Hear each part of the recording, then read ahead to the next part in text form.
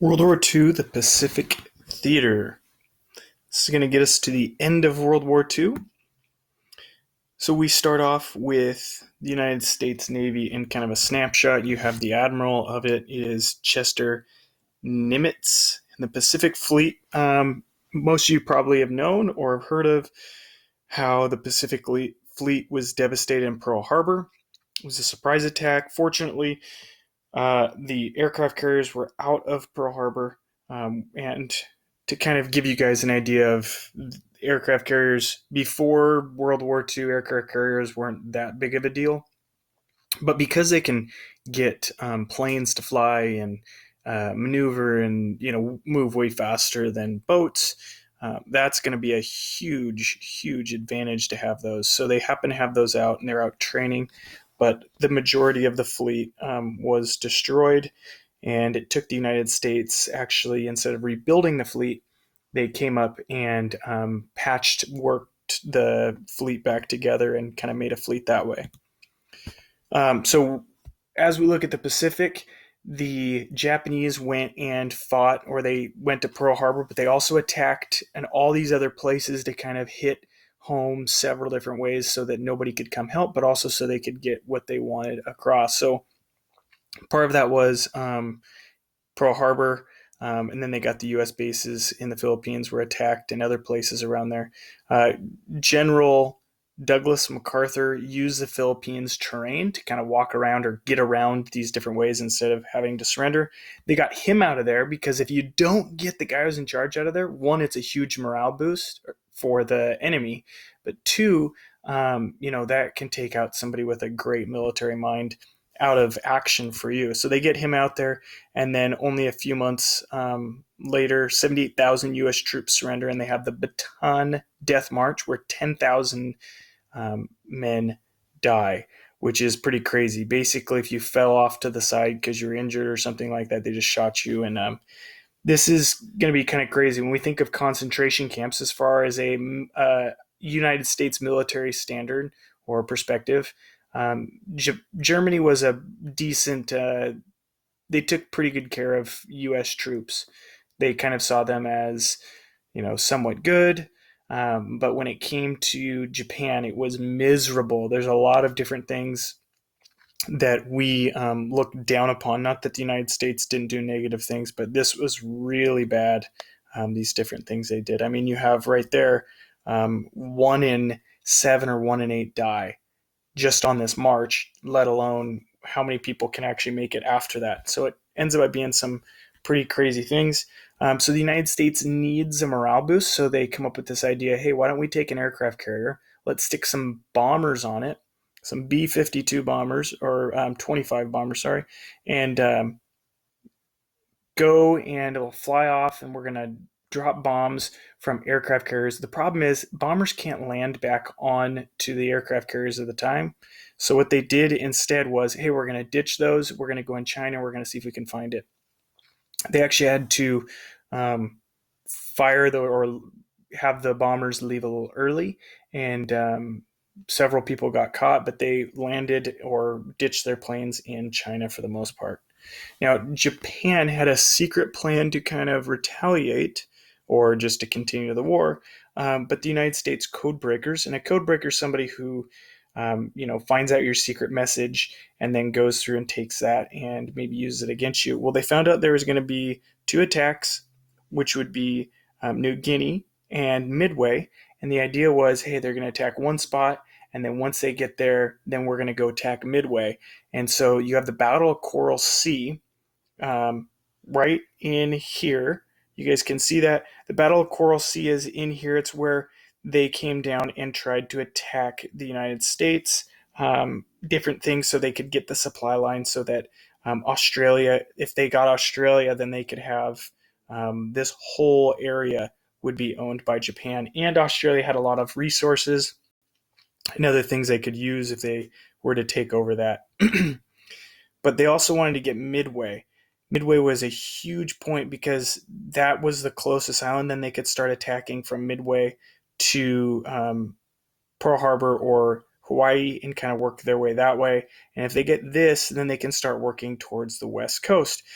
But what ends up by happening is they say, hey, we're going to go ahead and get this stuff at Coral Sea or Australia, this area, the oceanic region. And instead, after the United States kind of does that, we send everybody over here and surprise attack them and basically take out the entire, or you have the Battle of Coral Sea right here. You see that Lexington was sunk and Yorktown was badly damaged. Again, those supply lines were kept open though, so that was the huge positive there. Then you have the Battle of Midway, and the first wave for the Battle of Midway, you have Japan sends fighters that meant a blizzard of anti-aircraft. So shooting down 38 is pretty stinking good. And then the other thing is, as soon as they went for their second wave and they're getting all their stuff up on deck, the United States sends people or their planes out to go ahead and take them. And those things are full of gas and their bombs are there. So if you explode one, it can cause a lot of damage. Well, that results in 4 sunken carriers, and Japan loses nearly all of its navy due to that. The United States takes their two-pronged offensive. They're going to go to these 3 islands, sets of islands, I should say, and those are the Solomon Islands, New Guinea, the islands, to go ahead and take those there. Then the other thing that we have with problems for island hopping, which is where you go from one island to the next so that you can have fuel and can have that supply you. And the other thing is it creates a defensive because now you have an area around that you can attack that they can't necessarily get there. So the problem is that you couldn't get up really close. Well, you lose 1,000 men in water just trying to get up to these things because they have to wade in water. But the solution would be have a floating tank-looking thing and kind of have an amphibious attack. This is also somewhat of the idea of where they get the amphibious attack for D-Day. And so we kind of use something that looks like these and work that way. So island hopping, you can see, and these are the 3 islands I was talking about right there. You have Saipan, Tinian, and Guam. So they're all right in this area, the Mariana Islands. And so the idea is you use these and then you can start attacking Japan and you can drop bombs. The problem is that, we have MacArthur returns to the Philippines.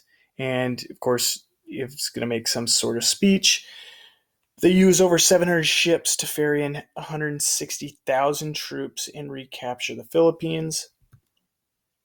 Then we have the largest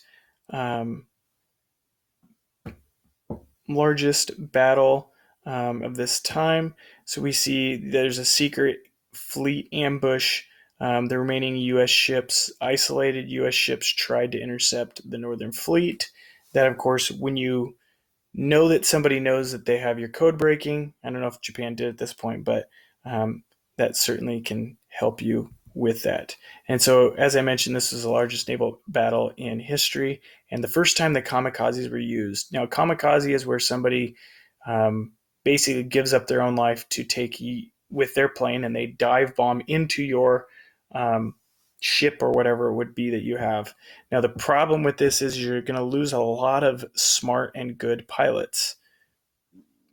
Now, if they're going to go down and crash anyways, that makes more sense. But if you're going to lose these pilots, you're going to end up with none at all. Now, they might be able to destroy a ship or something like that. So if you're weighing the cost, maybe that works for you. But again, then you don't have any aircrafts or people to go ahead and man those that are legit. And so, they're putting young people in those as well. And just telling them to do it for their country. At this point, the United States was pretty desperate, but Japan believed there was going to be reinforcements. And if they did go and attack, they would have been ambushed and absolutely obliterated. So then we have our campaign to take the Philippines. So the fighting continues to August of 1945 when Japan surrenders. So basically the Philippines are going to be, for the rest of the war, there's going to be some sort of battle there. 80,000 Japanese died and only 1,000 surrendered. Now the problem with this is the Japanese were known to kind of use propaganda to talk so terribly about the United States and what the U.S. would do. And because of that, they basically said that if you got captured, they were going to like destroy you. They might do all sorts of other terrible things to you. And so people don't want to surrender. And they also said it was very shameful. And so by surrendering, you're not only getting shame, but you could get all these other negative things. So instead of surrendering, people would kind of kamikaze into a group with a grenade or something like that and try to kill as many as they could. So in the city of Manila, you have 100,000 Filipino citizens were killed. And that's because that's where the fighting's at. That's where bombs go off. That's where planes drop bombs and whatnot. So the problem with the islands that we were trying to go to, mentioned earlier, they were island hopping, is that they're too far away from Japan to make it effective to get there. So we have to go all the way to Iwo Jima, which is going to be right in there, which is about halfway in between. And so in doing that, you get the ability to bomb as much as you want and be effective with those bombs. So we have our Battle of Iwo Jima. 60,000 Marines land on Iwo Jima. Marines use flamethrowers, explosives to take bunkers. 6,800 Marines were killed. And so the one thing you kind of need to know about this is that this is where the Marines are considered just the most crazy, awesome soldiers you can have. The Marines went through and they took... they would charge up hills, and you could kill up to 90%. So that means if you have 100 troops and 90 of them die, 10 of them would still continue to go forward, and they would not retreat until over 90% died or were injured, which is absolutely unheard of. If half of your force is gone, but they knew what they were supposed to do, and so this is just ridiculous, just the way that's happening. So then we, as we have Iwo Jima, they start firebombing. Some people think that the atomic bombs were bad. These firebombs were just crazy. 67 cities were firebombed, so it destroyed tons and tons of stuff. You have 80,000 were killed, but the number is actually far greater than that. So this is also controversial because you have civilians, and the fire doesn't actually kill the civilians. That's more of the buildings. It sucks the oxygen out because fire needs oxygen to burn, and so it sucks the oxygen out. And in doing so, it suffocates people as they're trying to leave the city or evacuate or whatever. And you can see the picture right up here. That's just a ton of bombs going off out of these planes. And then right here, and they use napalm, which is going to... you can't like jump in the water to get this burn to go away. You have to use other things, which is kind of crazy as well.